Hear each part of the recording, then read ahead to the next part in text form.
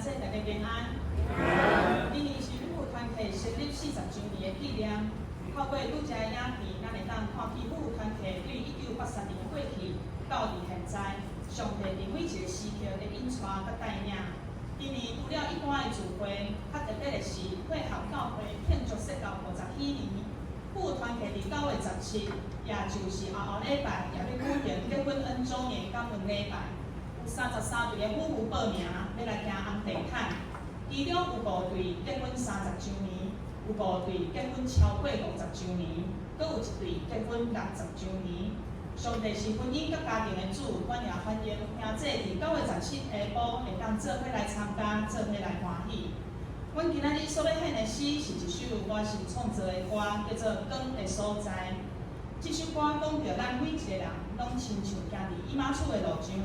陪伴咱做伙行的，有可能是咱的朋友、亲人，也是咱的牵手翁婿。阮望伫当行即条路里，会当甲耶稣相拄；伫蒙雾黑暗暝的时，会当看见主的光。伫圣神的引带内面，也将即个光分享见证出去。